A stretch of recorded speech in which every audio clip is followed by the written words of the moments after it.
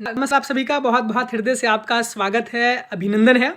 इलाहाबाद विश्वविद्यालय के जो भी छात्र-छात्राएँ हैं, द्वितीय वर्ष के, जो तृतीय वर्ष में प्रमोट हुए हैं, यानी द्वितीय वर्ष में उनको प्रमोशन मिल चुका है, वो अपने सब्जेक्ट के लेके बहुत परेशान हैं। आपकी बहुत सारी कन्फ्यूजन्स हैं, 2-3 नोटिसें आपकी वायरल हो रही थी।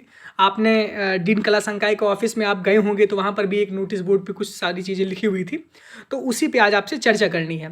पहली बात तो ये है कि आप परेशान ना हुआ करिए, क्योंकि आप जब परेशान होते हैं तो परेशानी हम लोगों को भी होने लगती है, क्योंकि आपका परेशानी हम लोगों से देखा नहीं जाता। दूसरी बात ये है कि जो सब्जेक्ट अलॉटमेंट की प्रोसेस होती है, वो सब्जेक्ट अलॉटमेंट का जो प्रोसेस होता है, उसमें ये कहा जाता है कि आप पहले फ़ीस जमा करिए।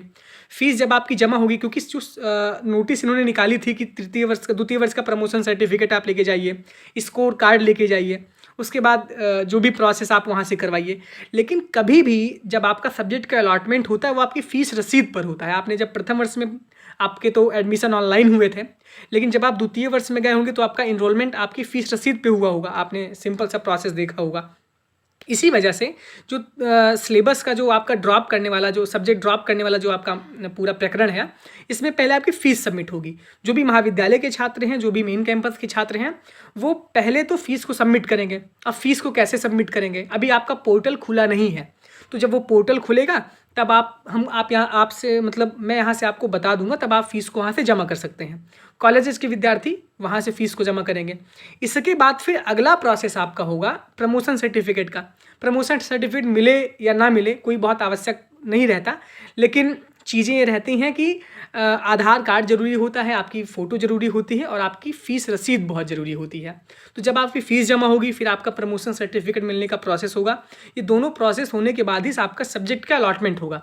बहुत सारे छात्र आखिरी डेट के लिए परेशान होते हैं, तो आपको ये बताना बहुत ज़रूरी है कि इलाहाबाद विश्वविद्यालय में कोई भी आखिरी डेट नहीं होती है। बहुत कम ही ऐसी सूचनाएँ रहती हैं जो अपने सही समय पर पूरी हो जाती हैं।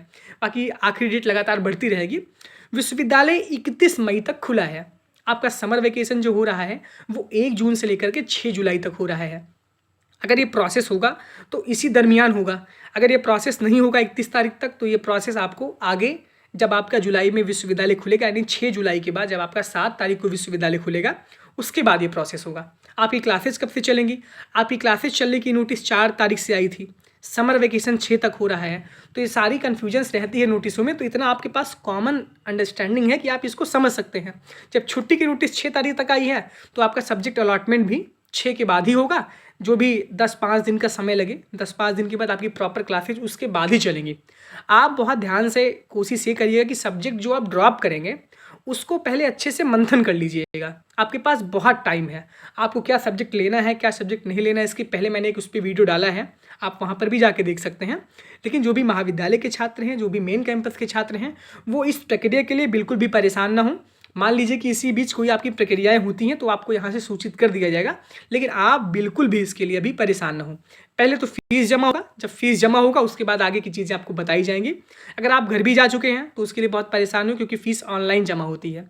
उसमें आपका एनरोलमेंट नंबर माँगा जाता है, जो भी चीज़ें हैं, तो आप उसको ऑनलाइन फ़ीस जमा कर सकते हैं। वहाँ से आप रिसिप्ट निकलवाइएगा, फिर आगे के प्रोसेस को आपको विश्वविद्यालय प्रशासन की तरफ गाइडलाइंस जो आएगी, उसकी तरह आपको सूचित किया जाएगा। लेकिन जो ऑफ़िशियल नोटिस थी, वही मैं आपको बता रहा था। लेकिन अभी ये प्रोसेस सारे बंद हैं, तो आपको अभी विश्वविद्यालय बिल्कुल भी नहीं आना है। जब आना होगा आपको यहाँ से बता दिया जाएगा। उम्मीद करते हैं कि आप लोग बहुत स्वस्थ होंगे, मस्त होंगे।